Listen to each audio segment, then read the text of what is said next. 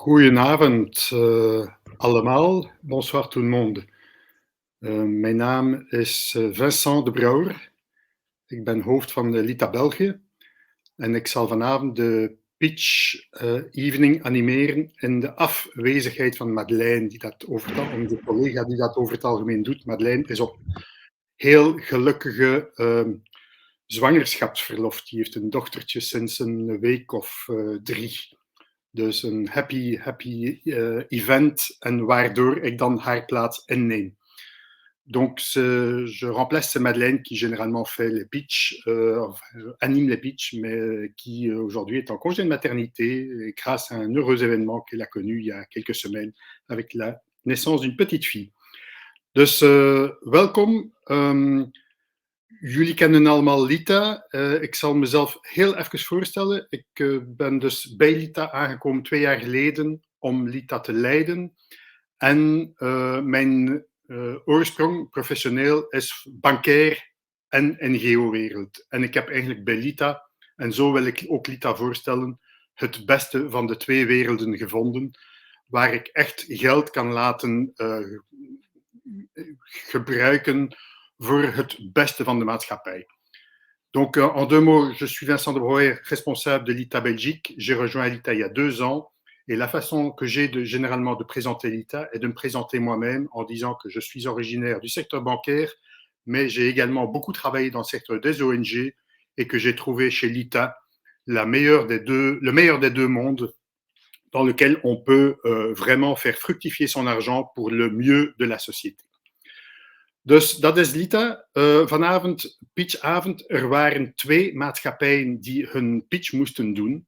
Spijtig genoeg is er 1 uitgevallen. Sam Drive heeft ons een paar dagen geleden laten weten dat ze zich niet meer bevoegd vond om verder haar campagne te doen lopen op ons platform. Voor verschillende redenen die te maken hebben met eigenlijk slecht nieuws en hun verband, die het moeilijk maakte om verder met de campagne voor te gaan. Het slecht nieuws ging vooral over het afsluiten van de cijfers van 2022, die niet volledig in lijn waren met hetgeen de managementcijfers ons hadden getoond. En eveneens natuurlijk de inflatie, de energiecrisis, de prijzen van de wagens en dergelijke meer. Dus Samdrive, spijtig genoeg, valt eruit. Dankzij het uitvallen van Samdrive hebben we dan een volledige avond vrij om samen met de andere maatschappij te praten. NAMé Recycling, prachtige vennootschap, actief in Cameroen, en die ons dus een pitch zal doen die u hopelijk zal overtuigen. Donc je disais, malheureusement, une des 2 sociétés qui était prévue pour ce soir, Samdrive, n'est pas en mesure de faire un pitch parce qu'ils ont décidé, nous avons décidé avec eux de retirer la campagne de la plateforme. Les raisons sont multiples et sont d'abord dues grâce à la correction et à l'honnêteté du management de Samdrive, qui ont estimé que les prémices qui avaient été mises dans le plan d'affaires pour les années à venir n'étaient pas vraiment telles que présentées dans le plan, parce qu'ils ont eu plusieurs mauvaises surprises qui se sont succédées ces dernières semaines, ces derniers mois, qui ont rendu le plan quelque peu, je dirais, obsolète, ou en tout cas à revoir. Et sur cette base-là, nous avons décidé, en accord avec eux, de retirer la campagne, raison pour laquelle, dès lors, ce soir, ils ne vont pas pitcher. Dus ik laat het woord aan Roblain. De bedoeling is dat Roblain zijn pitch in het Engels zal doen, zodanig dat de tweetaalgedeelte van het land daar voldoening in kunnen vinden. En daarna natuurlijk kan iedereen zijn vragen stellen.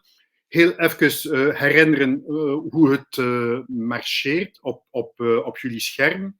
Jullie hebben daar beneden rechts 2 plaatsen waar jullie op kunnen tikken. Enerzijds chat en anderzijds vragen, question. Als jullie een vraag willen stellen, wil ik u vriendelijk vragen om dat dus daarin in te vullen door op question te klikken, op vragen te klikken en daar uw vraag in intikken. Als u gewoon een bemerking wilt maken of met anderen wilt communiceren, kunt u dan langs de chat doen. Voor de vragen kan iedereen dan, nadat de vraag door u gesteld is, een bepaalde vraag supporten. En ik zal dan uit de vragen die vragen stellen die het meeste support vinden in jullie en de gemeenschap die de voorstelling volgt.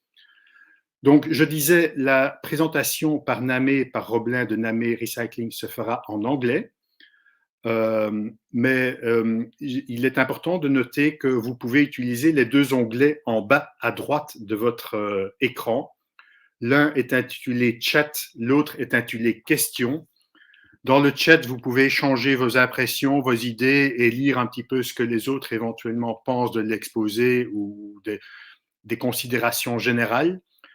Dans l'onglet questions, vous posez les questions que vous voulez poser au présentateur. Ensuite, ceux qui veulent peuvent cliquer sur ces questions pour, je dirais, voter en faveur de certaines en disant que celle-là vous intéresse aussi. Et s'il y a trop de questions, je me limiterai aux questions qui ont le plus de votes et qui semblent intéresser le plus grand public. Voilà, that's it for now. Roblain is the managing director of NAMé Recycling. I will leave him the stage. Roblain, welcome, and please convince everyone to go for it. Thank you. Goedenavond iedereen. Bonsoir tout le monde. Je tenais aussi à vous dire, je suis, comme on dit, francophone flamand ayant étudié moi-même en Flandre et grandi à Bruxelles. Dus we kunnen nadien wel in het Nederlands of in het Frans spreken als moet. C'est geen probleem. Mais en ce moment, la présentation est faite en anglais et je retourne à la langue qui est prévue. Donc voilà, bonsoir à tous. Good evening everyone. I'm Roblain Namegni. I'm the founder and managing director of NAMé Recycling. Before going too deep into my presentation, I wanted to say that the reason why you won't see this in the presentation, but the reason why we several years ago, like 6 years ago, we started with NAMé Recycling, were inspired by social and environmental purpose. But you will see this during the presentation. Looking forward to answer your question after that. We can start with the slide. Okay, thank you. These are actually the one image that have been taken randomly in Cameroon, speaking about Cameroon only, where we can see actually what the problem is. Actually, you see, this is not a fake picture. This is a common picture.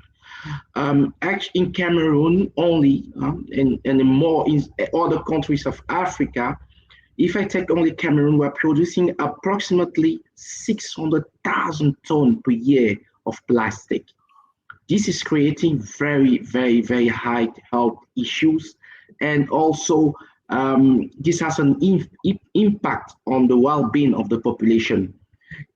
Do not forget, we may think, I was also thinking that we may think it's far away from my bed, but you know, the particularity of the countries where we intervene is that they are all located around the Atlantic Ocean, meaning that through the ocean, through the fish, these plastics were able to come up to us meaning that to Belgium, to Europe, and to other countries around the ocean. So this is a global problem. That's what I'm trying to say. So what we thought that we're going to create opportunity based on waste, because our main target was to put in place what we call circular economy, having an impact on ecology, environment, social impact, and then also having a return on investment, because hey, at the end of the day, we need to be able to pay our invoice, right?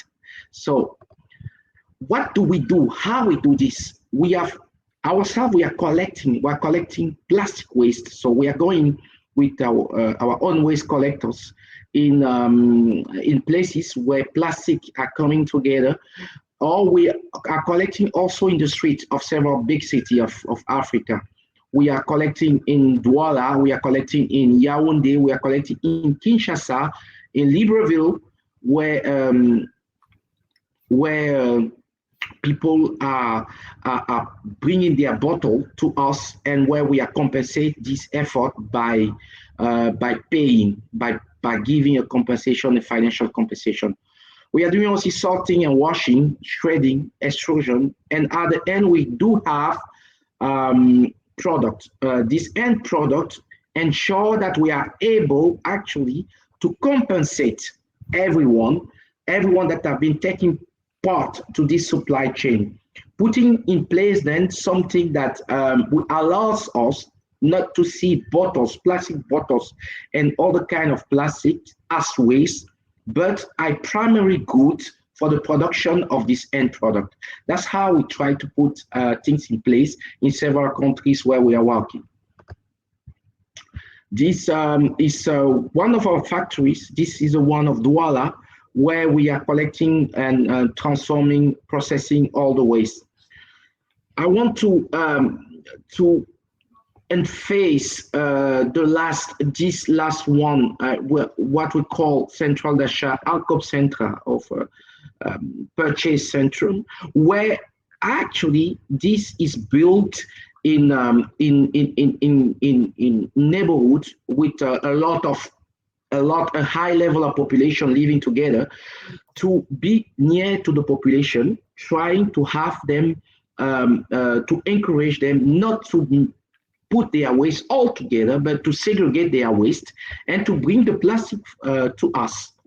And this plastic then, when we collect this plastic will then compensate this effort by giving a financial incentive to the population.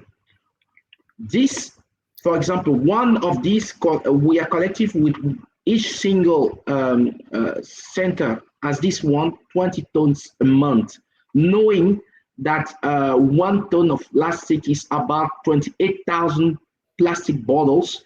You can already do the calculation. This is very good for the population, and this is very good, a very good way of collecting and encouraging the population to segregate their waste and to work together with us.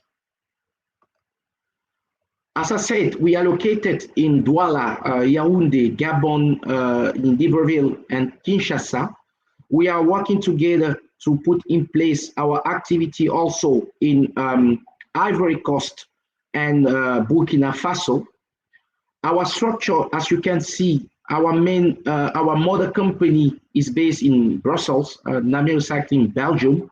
And we have, like as I said before, 3 affiliates in Africa at this moment.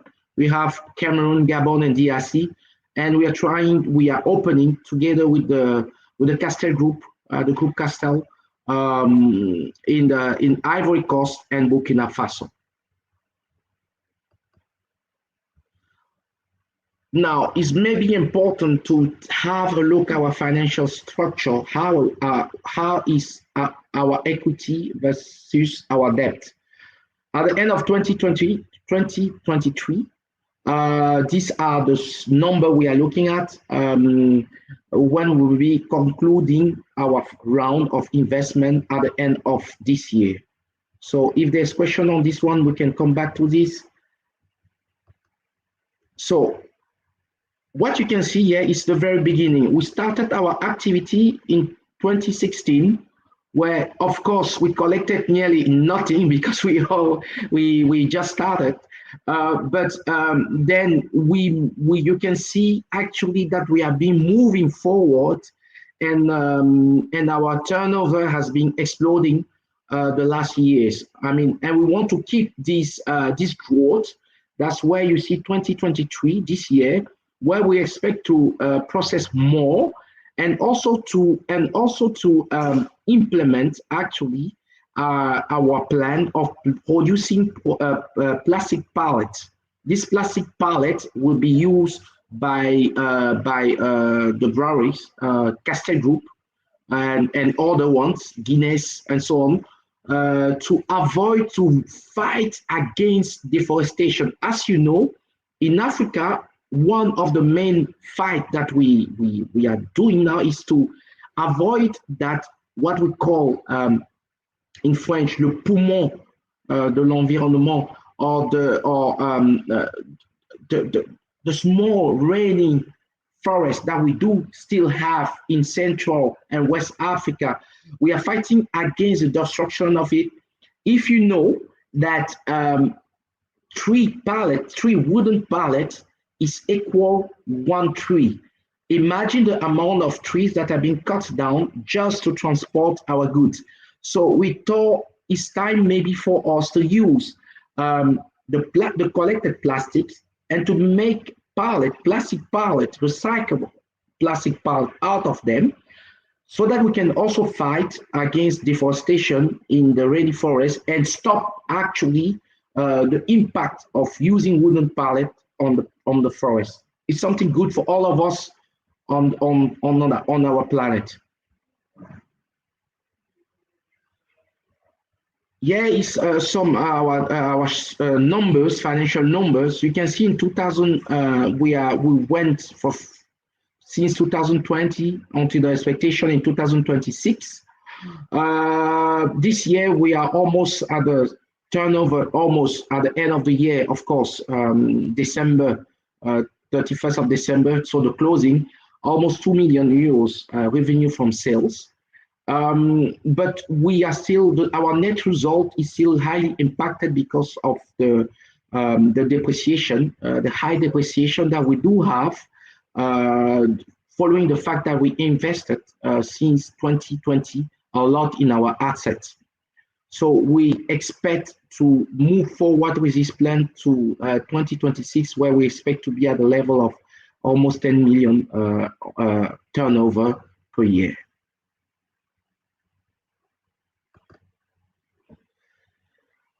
This gives us actually an idea about our resources, what we expect after.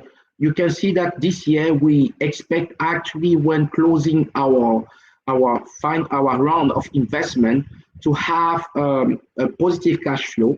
This gives you an idea. In 2024, lesser than 2023, because in 2024, as you can see, we will keep financing, and we will keep moving forward with the investment in our assets, because we are, how can I put it? We are actually the demand is higher than what we can supply. That's what stimulates us to keep investing actually in processing machinery, so that we can cope with the demand, and by doing so, we can actually decrease the pollution, plastic pollution, and fight against climate change and deforestation in Africa. So that's the evolution we're expecting for the next years of our cash flow. Now, here you can see this is really very clear. Here is very clear. You can see in 2021, the tangible fixed asset is going for 1,385 to 3,412 in end of this year, because we are planning to invest a lot of in our assets to make sure that actually we cope with the demand, and also we cope with our target as we plan. So this investment will go through until 26, as you see, because we do have also other machinery, new product that we want to put in place, recyclable, of course, product, which should help us actually to turn plastic waste to a primary good that we'll be using in all our affiliates around in Africa. Of course, you can see the long-term debt is also increasing, which is why we are all here, right?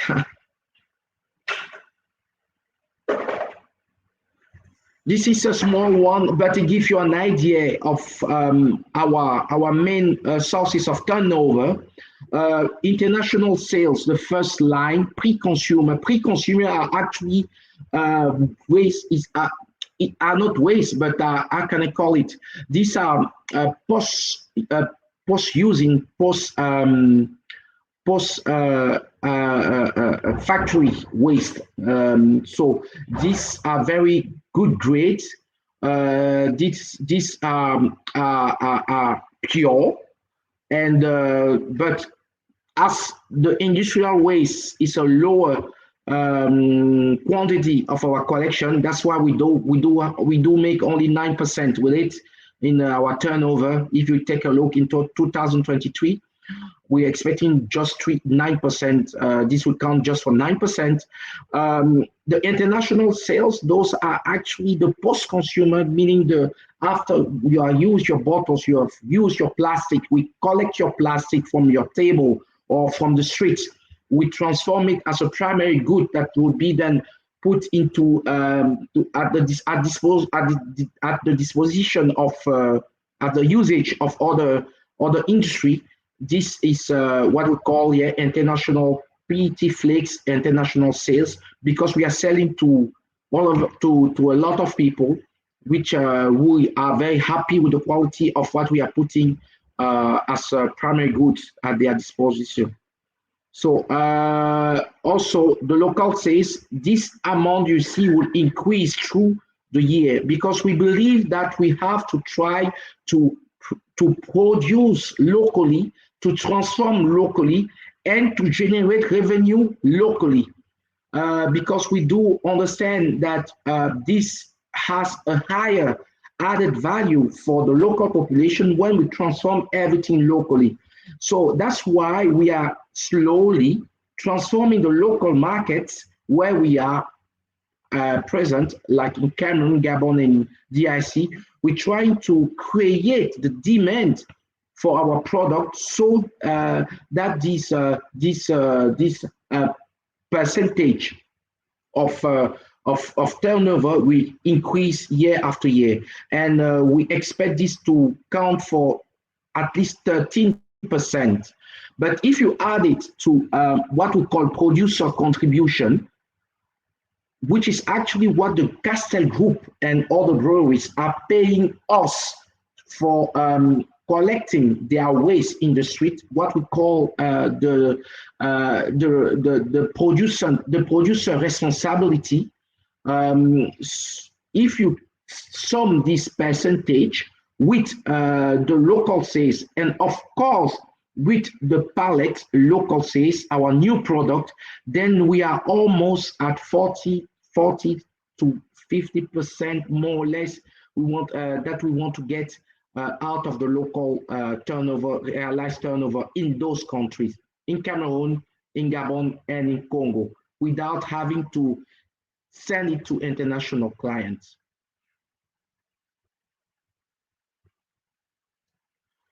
Very important, as I said, what is the impact of doing all of this? As I said, circular economy is not just about financial, it's certainly about cleaning the environment and having a social impact. I want to remind you how at this moment desperate the youth of some of our countries in Africa are, searching for a job without having one, and having to take risk to go somewhere else. I will put it that way. So we tend with NAMé Recycling to have a profound social impact by creating jobs. This year we will be able to create about 250 jobs in our company. And the impact by just collecting 3,500 tons, the impact will be 7,700 tons of CO2 that will be avoided. Next year, in 2024, we will do the same, and we will increase, as I said, as we're increasing our transformation processing capacity, we'll increase our collection to 6,000 tons, creating by doing so 334 jobs, and avoiding 13,200 tons of CO2. And we want to end up, and that's where our expectation ends up. In 2026, we do hope then to exceed this and to go far beyond the 9,000 ton collected and the 407 people job created and the 19,800 tons of CO2 emission avoided. So that's the impact we are talking of. That's what we're trying to do by putting in place circular economy for plastic, by trying to have people having them, giving them a job, an opportunity, and also by doing our little bit for our environment to have a social impact, an ecological impact. Certainly nowadays, where we speak about climate changes, we're trying to contribute our bit, and we do hope to have you on board and to work together with you so that we can have a broader impact, or at least achieve the targets that I just explained during the 10 minutes that I just passed. Thank you. I hope that this was a short presentation. I do hope that you had some answer to the question that you may have, but I remain at your disposal if there are more questions to come. Thank you.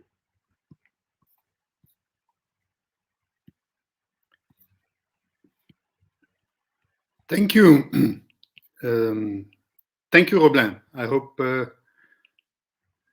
people can see and hear me. No, I think it was a short presentation. I think convincing in as much as, I mean, what you are doing is just fabulous. It is a major contribution to solving a major problem. So wonderful, and I hope it gets supported by a maximum of investors. Before I start, I open the question time. Let me just emphasize that we have reached on the campaign already close to the minimum amount that was set, and we hope very soon, by tonight, I'm sure we'll get up to above the minimum that we wanted to obtain, which was a 200,000 euro. We are close to 200,000 tonight, and we hope to get at least 350 by, say, the next 2 weeks or so. This is what we are aiming at. I'll continue in English. What I'd like to start with is a few financial questions which I can see have been raised.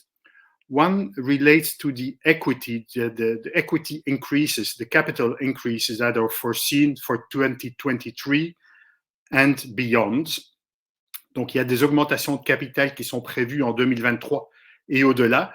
La question est de savoir pourquoi, d'une part, et surtout, dans quelle mesure sont-elles garanties, par qui vont-elles être souscrites, et peut-être en profiter également pour donner un petit peu une vision sur le tour de table, sur l'actionnariat actuel de Namé Recycling. Qui y a-t-il d'autre que toi autour de la table, Roblain? C'est une première question.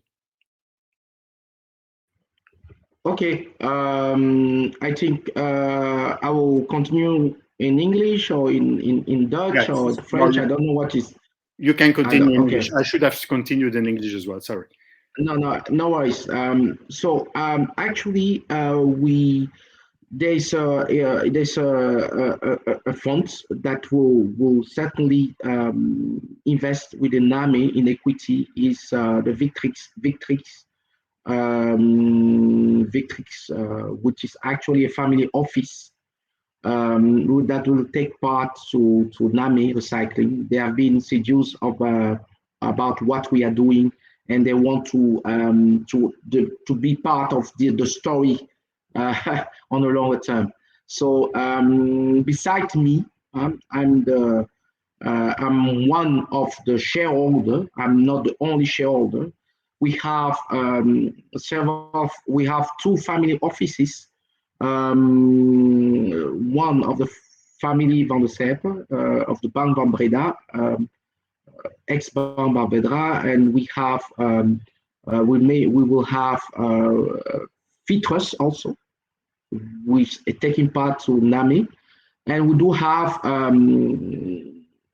other people, physical people like Frank Verhagen, if I may call his name, who is actually the former president of Deloitte Belgium.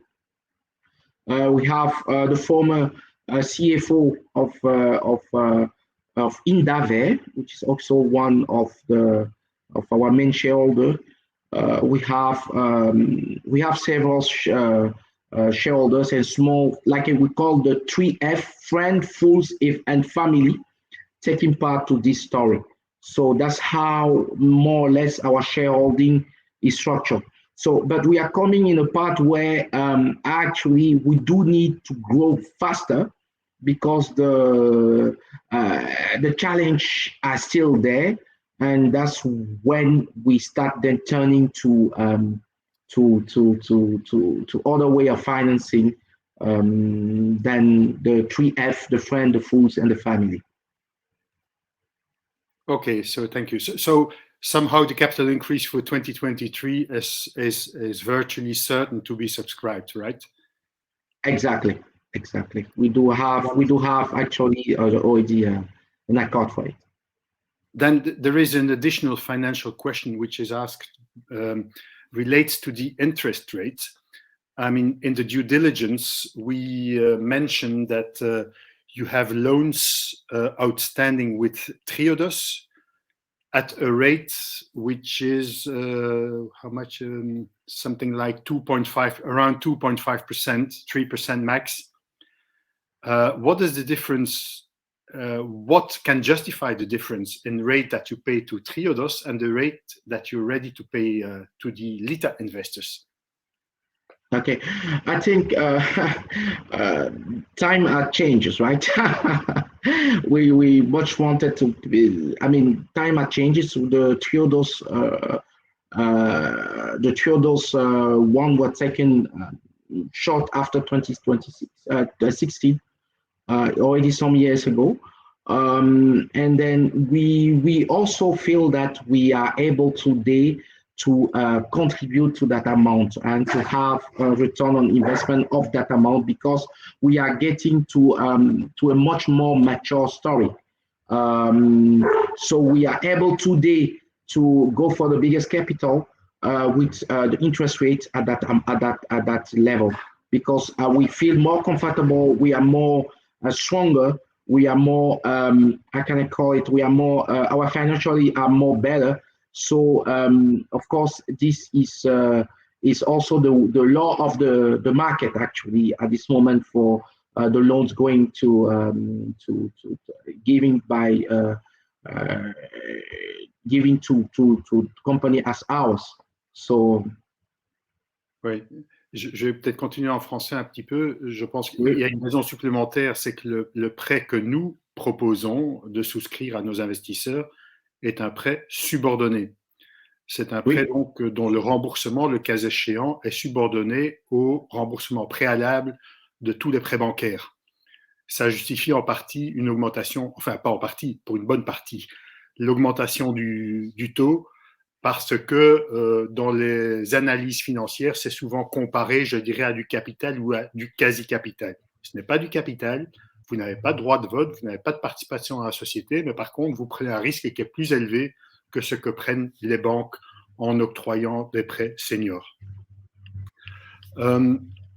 We kunnen misschien een beetje afwisselen tussen Nederlands en Frans. Je vais poser encore une question en français, une question de Sibylle qui concerne, je dirais, la pérennité du projet, dans le sens où le plastique, eh bien, tout le monde se plaint aujourd'hui, estime qu'on se réjouit du jour où il n'y aura plus de plastique dans le monde.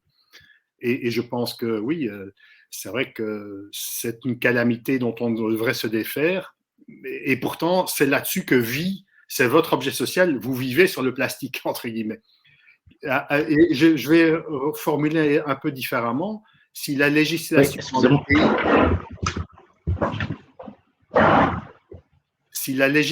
dans les pays change et que peu à peu le plastique est banni de l'utilisation quotidienne, est-ce qu'il n'y a pas un danger pour que Namé très vite soit épuisé, n'est pas de quoi. C'est une question qui est posée par Sybille. Ouais, très bonne question. C'est une très bonne question parce que c'est une question qui revient de temps en temps. En fait, j'espère que ça arrivera. Ma réponse va être tout à fait surprenante. J'espère que ça arrivera. Pourquoi? Parce que le but de Namé, c'est de réduire la pollution plastique. Et aujourd'hui, lorsque je dis on produit en Afrique seulement au Cameroun, si je prends 600 000 tonnes de déchets plastiques par an, avec une seule entreprise qui fait dans le recyclage, qui est la nôtre, qui fait, vous avez vu dans les chiffres, 3500. Ça veut dire qu'avec une seule production d'une année, allant avec la même rapidité de collecte et tout, on est parti pour 5 ans. Et donc, le but serait que d'ici 10, 20 ans, qu'on arrive à transformer la vue de ce qui est déchet, ce plastique qui pollue tellement, en autre chose. OK? Mais c'est clair qu'aujourd'hui, avec tout ce qui se trouve dans l'environnement, je vous ai montré des photos, c'est juste pas croyable. On a dans la nature aujourd'hui l'équivalent de près de 10 millions de tonnes de déchets plastiques seulement au Cameroun, dans la nature. Et il ne faut pas creuser pour les retrouver. Ils polluent les cours d'eau, il n'y a pas de cours d'eau, il n'y a pas de rivière, les rivières disparaissent chaque jour, les poissons sont affectés, nous n'avons pas de poissons. Il y a beaucoup vraiment d'impacts incroyables qui se passent. Et si on arrive à terminer à épuiser ce stock dans 10 ans et qu'il n'y a plus de plastique, eh ben, je serais ravi que Namé fasse autre chose. Mais malheureusement, aujourd'hui, on parle d'une histoire où on est parti avec ce qu'il y a en ce moment dans la nature, que ce soit au Cameroun, que ce soit au Gabon, que ce soit au Congo. Je ne sais pas si vous avez vu les images. C'est une calamité, c'est incroyable. Il y a des dizaines et des dizaines de millions de tonnes dans la nature en ce moment. Et c'est ces déchets plastiques qui nous importent. C'est ceux-là qu'on veut nettoyer, c'est ceux-là qu'on veut recycler, c'est ceux-là au travers de ceux-là qu'on veut avoir un impact social clair et social et environnemental sur les populations dans les environnements dans lesquels nous sommes. Okay. Donc, malheureusement, à Sybille, je dois dire, j'aurais aimé, mais on est parti pour des dizaines d'années encore. Ok, merci Roblain. Autre question, misschien in het Nederlands, van Anna Geernaert in verband met het transport. Transport per definitie is een dure zaak. En dus de vraag is heel eenvoudig. Hoe groot is de straal rond de fabriek waar jullie de collect doen van de bottles? Oké, wat wij zeker doen is dat we gaan altijd balers, dat is compacteurs, hoe dat ze noemen, hebben. Hè? We gaan nooit zomaar plastic flessen, lege plastic flessen op een truck roeien en dan gewoon rijden naar Namé. Dat doen wij niet, omdat de ecologisch kost is te hoog en daar letten we wel op. Dus wat hebben we? Wij collecteren natuurlijk tot een straal van 200 kilometer van bij Namé, maar we balen altijd, we hebben wat wij noemen pre-collection center. In de pre-collection centers, wat doen we? We gaan een pre-treatment center. We gaan dan alles gewoon in balen duwen, zodat een camion altijd tenminste 8 ton plastic moet vervoeren. Niet minder dan dat. En waarom 8 ton? Omdat wij de berekening gemaakt hebben van het verbruik van die camion tegenover de hoeveelheden tons die camion moet vervoeren voor ons. Dus en wij kwamen op 8 ton. 8 ton is nog altijd heel goed. En dat laat ons toe om nog steeds ons doel op het milieu te behalen. Oké, dank u. Een vraag in verband met de concurrentie. Hoe ziet het eruit? Hebben jullie veel concurrentie die er reeds bestaat? Of is er concurrentie op komst op de verschillende markten van Cameroen in eerste instantie, maar ook de andere Afrikaanse markten? Ja. Ja, spijtig genoeg, we kunnen hier niet van concurrentie spreken. NAME heeft een monopolistisch bestaan. En dat is wel heel spijtig. Want zoals ik zei, per jaar wordt in Cameroen, alleen maar in Cameroen, 600.000 ton geproduceerd aan plastic of ingevoerd. 600.000. En daarmee, in het beste geval, zou, zoals jullie gezien hebben, zou 9.000 tot 10.000 ton kunnen doen. Ja, dan, ik bedoel, we zijn maar eenzaam. Ik zou niet zeggen, het is spijtig dat niemand, dat geen andere maatschappij hier wil investeren. Maar om dat te stimuleren, hebben wij een associatie in het leven geroepen die eigenlijk de mensen zouden moeten stimuleren om zich te interesseren, niet alleen maar aan circulaire economie voor plastic, maar circulaire economie voor andere waste, ander afval. Want oké, nu vandaag spreken wij over plastic, maar er is nog een heleboel afval met heel veel negatieve effecten op het milieu. Dus de bedoeling is mensen te stimuleren om die richting te gaan. We zijn alleen en wij hopen om via ons verhaal anderen te stimuleren om ook deel te nemen aan deze gevecht die wij alleen niet kunnen winnen.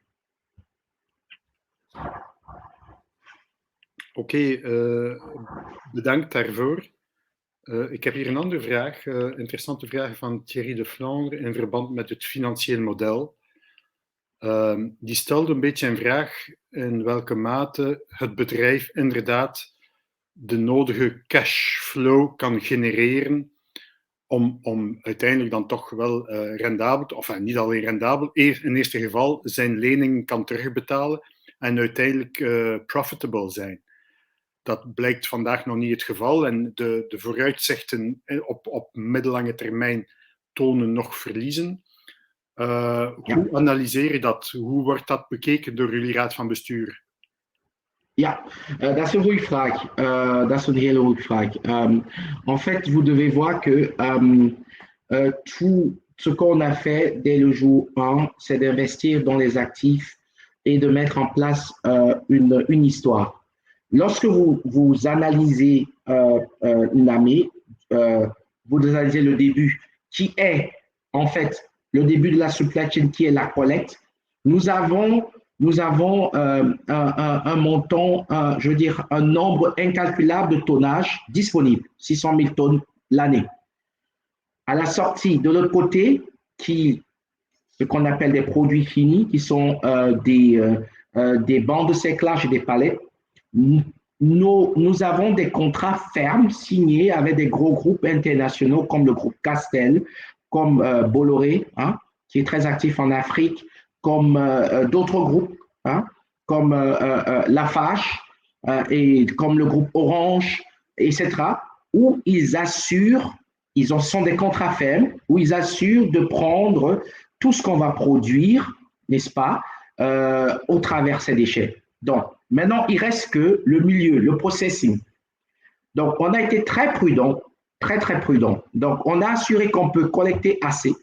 On a assuré que nous avons des contrats long terme signés et fermes avec les plus grosses entreprises actives, non seulement sur le continent, mais aussi en Europe. Et maintenant, on investit dans tout ce qui est la transformation, le processing, qui est en milieu de chaîne.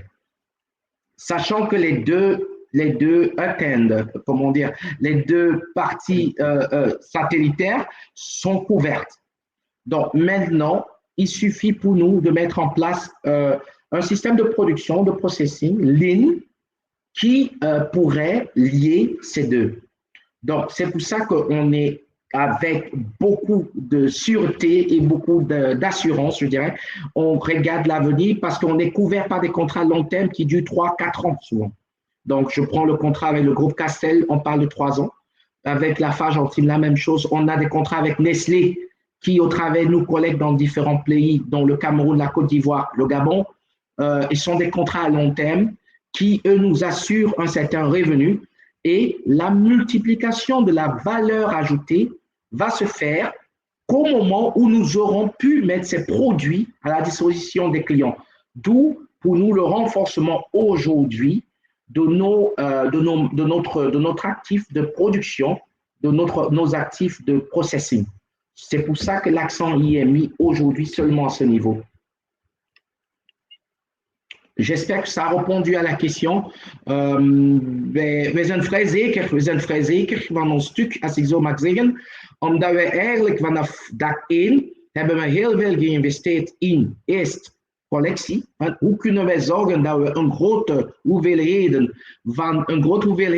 van die 600.000 ton jaarlijks die wordt ingevoerd of geproduceerd aan plastic, hoe kunnen wij zorgen dat wij een groot deel daarvan kunnen collecteren?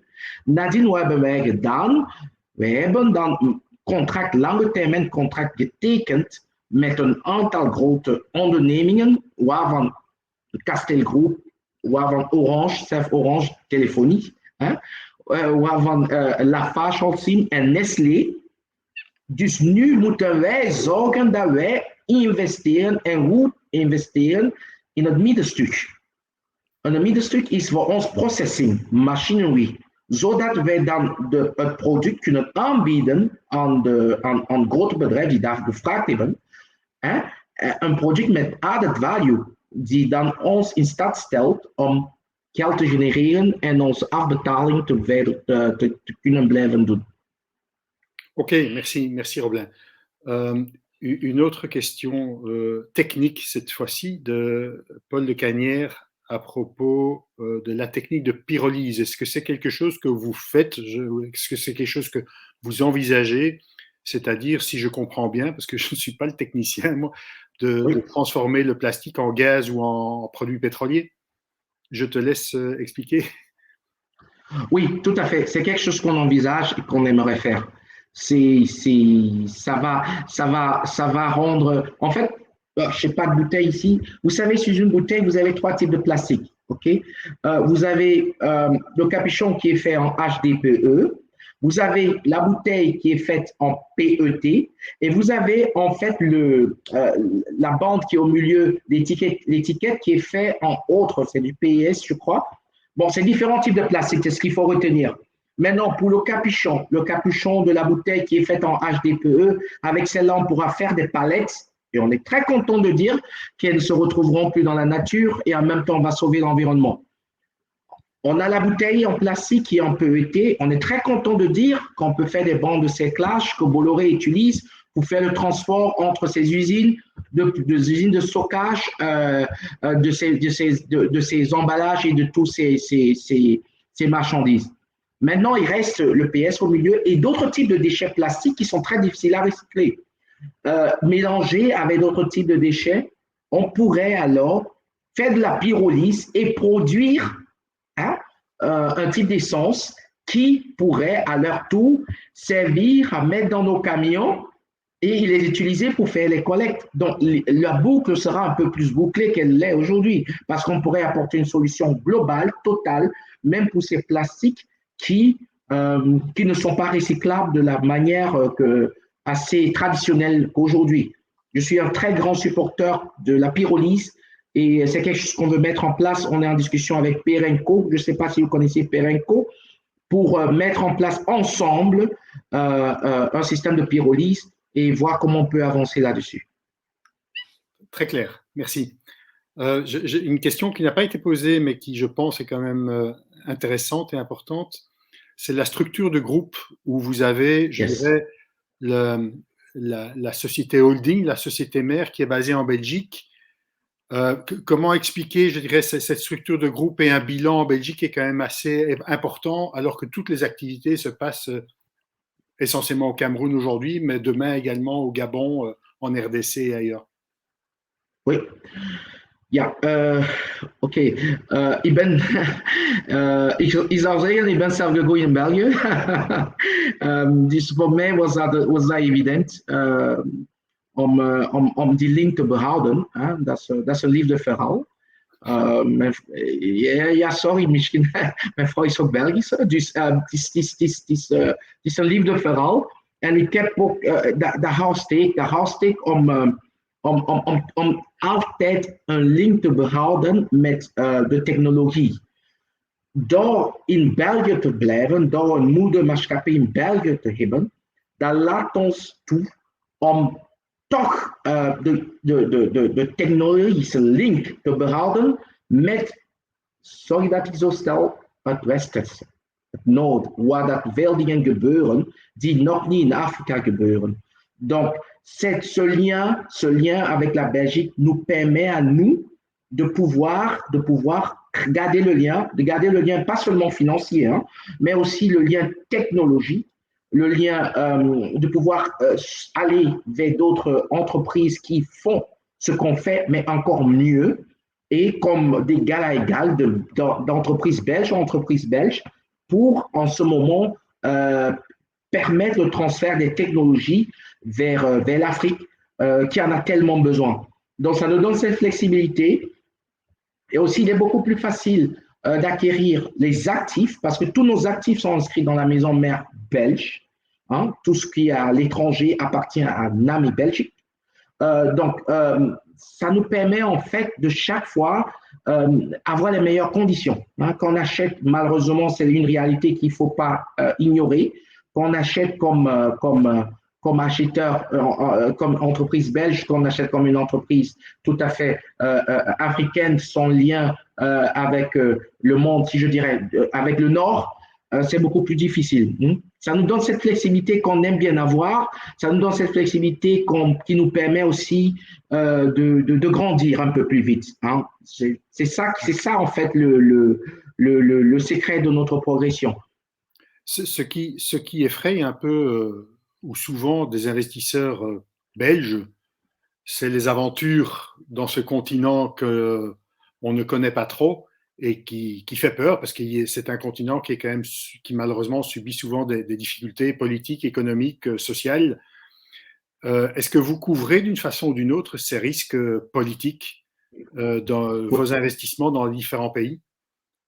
Oui, tout à fait. On travaille avec le groupe Ascoma, A-S-C-O-M-A, Ascoma, qui nous donne une assurance politique et qui couvre cet aspect. Il est clair aussi qu'on en tient, c'est pas parce qu'on est couvert en assurance qu'on va prendre des risques démesurés non plus. Il est clair que nous faisons nous-mêmes d'abord une évaluation avant de faire een pas. Dus wij proberen altijd voorzichtig te zijn. Wij hebben een verzekering, we hebben een verzekeraar die ons helpt. En dat is Ascoma. Dat is een bedrijf die heel goed bekend is over Afrika, in Afrika. En die eigenlijk de politieke risico's dekt. Dus wij zijn, ja. Zegt u maar, Vincent. En je hebt ook enkele heel belangrijke klanten overseas, dus in het buitenland. Worden die risico's ingedekt? Klantenrisico of nee, dat neemt je op eigen risico? Nee, het is wel zo dat wij, en dat is een goede vraag, want daarom werken wij door België, via België. Okay? Dus onze klanten, internationale klanten, worden bediend door NAMé België. Okay? Dus hoewel dat de levering zal gebeuren vanuit Afrika, de uiteindelijke facturatie zal gebeuren via NAMé België en de omzet wordt gedraaid binnen NAMé België. Dus wij proberen op die manier een groot beetje, zou ik zeggen, een groot beetje die risico te vermijden. Wij verkopen daarom, hoewel dat wij lokaal willen meer verkopen, zouden wij ook niet onze internationaal verkoop niet volledig willen stilleggen. Want dat geeft ons een soort mitigation factor, die wij dan de risico kunnen eigenlijk, hoe zou ik zeggen, gaan matchen of beperken door internationaal te gaan werken met een Belgische naam zoals de onze. Euh, merci Roblain. J'invite les participants à poser leurs questions, hein. Je ne vois pas de nouvelles questions qui se viennent. Moi, j'en ai encore, donc je vais encore en poser une, en tout cas, qui concerne la gouvernance de la société, du groupe Namé. Comment est-ce que vous êtes structuré, je dirais, entre autres, pour éviter le risque du one-man operator? C'est un peu toi quand même qui est la cheville ouvrière de tout. Que se passe-t-il si tu es malade demain? Es-tu entouré correctement? As-tu des équipes sur place? Comment vas-tu gérer les différentes usines décentralisées dans différents pays? C'est quand même des questions importantes pour garantir une certaine, enfin pas une certaine, pour garantir la pérennité du groupe. Oui, tout à fait. Au-dessus de moi, il y a un board of directors, raad van bestuur, qui est présidé par Frank Verhagen, l'ancien président de Deloitte, et dans lequel siège Fitrust, par exemple, pour ceux qui connaissent Fitrust, et aussi où il y a un représentant de Indaver. Je veux dire, il y a Peter van der Dries, l'ancien CFO de Indaver, qui est à l'intérieur, et Thomas Poelmans. Donc, je rapporte à ce board of directors. Hein. Donc, je suis tenu de me conformer aux décisions prises par ce board. Et ensuite, qu'est-ce qui se passe? C'est que dans chaque pays, il y a operation manager, des sortes general managers locaux qui eux aussi prennent sur eux, qui ont une certaine responsabilité. Donc mon rôle à moi est un peu un management horizontal et transversal de toutes nos activités pour assurer qu'elles restent les mêmes. Il y a en dessous de moi plusieurs directeurs qui, eux, font le travail de façon optimale et indépendante de ma personne. Et je veux bien qu'un jour je puisse être malade et pouvoir rester chez moi, être malade calmement, que de me dire, oh, je suis indispensable, je peux rien faire, je dois être. Non, c'est pas pérenne. Donc, forte de mon expérience, parce que j'aimerais le souligner, j'ai travaillé aussi pour Deloitte et j'ai travaillé pour un grand groupe que peut-être beaucoup ne connaissent pas, belge, qui s'appelle Manouchar. C'est un groupe anversois qui est basé à Anvers, où j'étais responsable pour l'Amérique latine. Et j'ai appris que la première question qu'un dirigeant doit se poser lorsqu'il monte une structure, c'est comment est-ce que j'assure que je ne suis plus indispensable. Et c'est seulement lorsqu'on n'est plus indispensable qu'on devient un bon manager. Donc, du coup, c'est ce que je pense aussi, et c'est ce qui doit être mis en place. Sans moi, on tourne. Avec moi, on tourne. Donc, voilà. Ok, super. Une question à propos de votre besoin ou la force de lobbying par rapport au gouvernement. Dans quelle mesure est-ce que vous êtes en lien avec les gouvernements pour forcer, je dirais, la législation à s'adapter à un monde sans plastique ou à un monde où le plastique est recyclé? Ja. We hebben, is dat een beetje cru zeggen, we hebben zelf de wet tegen plastic vervuiling in Cameroen meegeschreven. Dus vanaf het moment dat wij kwamen, hebben wij laten zien dat eigenlijk moeten wij een wet hebben die eigenlijk iedereen in staat stellen om toch iets te doen tegen vervuiling door plastic. Dus vanaf het moment dat een oplossing is, een onderneming is die wel zou kunnen zorgen voor die recyclage van die plastic, dan zien we wel dat de autoriteiten eigenlijk durven de wet aan te passen om eigenlijk tegen plasticvervuiling te gaan. C'est ce qu'on a fait au Cameroun, c'est ce qu'on fait. On a pu écrire ensemble la loi portant sur la responsabilité élargie du producteur, qui est REP, responsabilité élargie du producteur, où on a pu la forcer pour tous les producteurs de plastique, les obligeant ainsi à collecter tout ou alors 80% au moins des déchets plastiques qu'ils mettent sur le marché. Donc oui, on a un très gros impact lorsqu'on s'établit. Et pas parce qu'on a un bras long, mais tout simplement parce qu'on montre que c'est faisable. C'est faisable de vivre dans un monde sans déchets plastiques.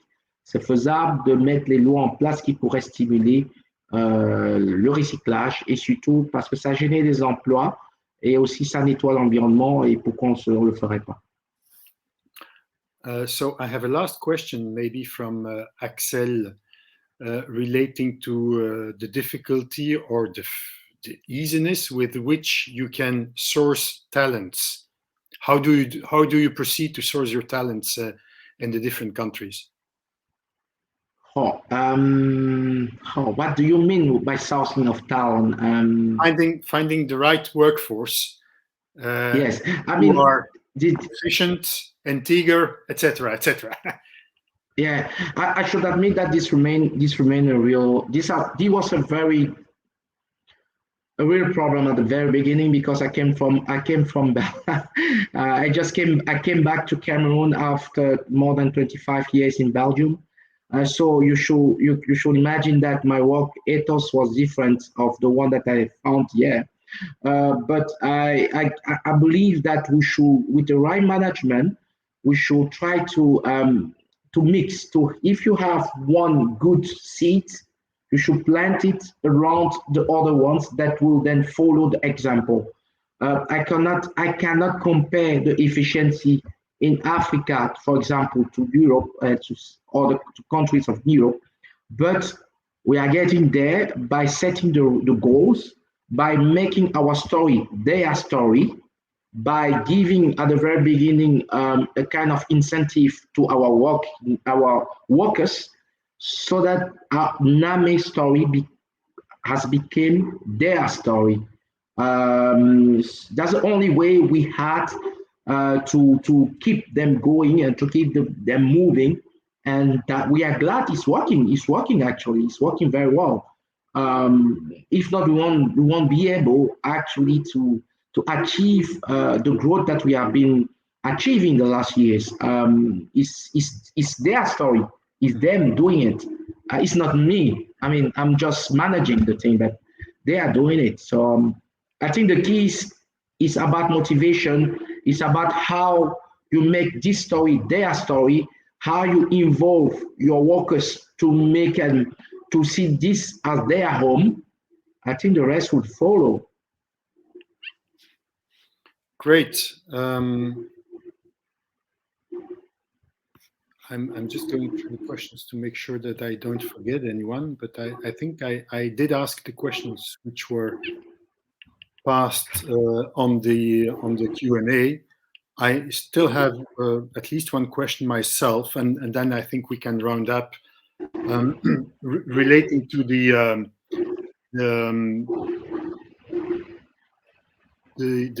structure and the finance. I mean, you mentioned already about the cash flow, which indeed was guaranteed somehow by your investments of today. A lot is depending also on the gross margin that you are creating in your activity. How do you see that evolving in terms of I don't want to go too financially actually, but at least gross margin is a very important parameter to judge the evolution of the profitability of your venture. Okay, I will answer to you by taking a simple example. I think one example speaks much more than 1,000 words, I guess. We are collecting, for example, 1 ton of plastics for 200, more or less 200 euro. That's the most, okay, we are paying for. Of course, at that level is what nothing. That's why we're just paying 200 euros. I mean, but when processed and when this become actually an end product and we are selling this to our customer, this become 2,500 euros. The same 200 is a price that we are that's our selling price. Now, maybe to go further, we can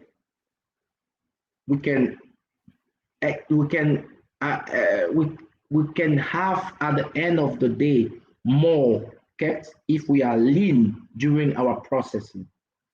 And that's why we are investing in this processing now, to make sure that the guaranteed gross margin will be there.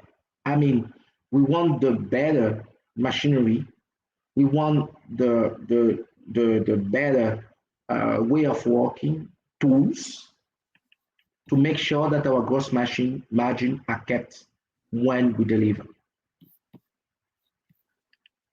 Okay, Roblain, thank you very much. I think we can say that we've covered quite some ground on exposing, on presenting your wonderful enterprise. During your pitch, we passed the ceiling of 220,000 in terms of collection, and I'm sure it will increase further in the coming days. I very much warmly recommend everyone to have a last look at our file and to decide on how much you want to invest. What we are proposing here is a bond, a 5-year bond at a rate of 8% with the reimbursement at the end of the 5 years. So have a look at it. I think it's a very good investment in terms of societal impact. And at the same time, I think under the able management of Roblain and his team, we can be quite confident that the reimbursement will take place at the end. Sorry, I was actually wrong. The reimbursement is not at bullet at the very end. It's a 3-year reimbursement after a 2-year franchise. I got it. Exactly. Sorry, I got it wrong. So 2 years with only interest that is being paid, and then 3 years where each year a third of the capital is being repaid, and at the same time the interest. Maybe something I could. Maybe something I could add. Non, ça va, je te laisse finir d'abord, Vincent, vas-y. Non, je voulais clôturer, mais donc, si tu veux encore dire quelque chose. Oui, just to say that it's a noble fight. It's a noble fight, and it's time to have this fight. I mean, now I'm speaking from my heart. I mean, me, myself, I left everything behind to go and to have this fight, where actually is very much needed. If you look how it's going through in Africa, I mean, there's no recycling on it. This is a nightmare. It's a normal fight for our children. It's something that we need to give back to our children as our parents have given us Earth. Let's give that back to our children as we have received it. It's a noble fight. Super, Roblain, je vais encore le traduire et puis je pense qu'on peut clôturer là-dessus. C'est un combat noble et donc votre investissement, de cas échéant, sera un investissement noble pour le bien de nos enfants et le bien de la planète. Het is een nobele fight. Ja, hoe zeg je dat? Gevecht. Ja, een mooi gevecht dat door NAME gevoerd wordt. De bedoeling is er een mooie investering van te maken. En dat is hetgeen waar wij jullie allemaal voor uitnodigen. Bedankt in ieder geval voor jouw speech, jouw tussenkomst en jouw pitch, Roblain. Overtuigend. Bedankt aan iedereen voor het aanwezig zijn. Merci beaucoup à tout le monde pour votre présence. Et écoutez, j'espère à très bientôt pour d'autres projets qu'on pourra vous présenter. Merci beaucoup et au revoir. Au revoir, Roblain.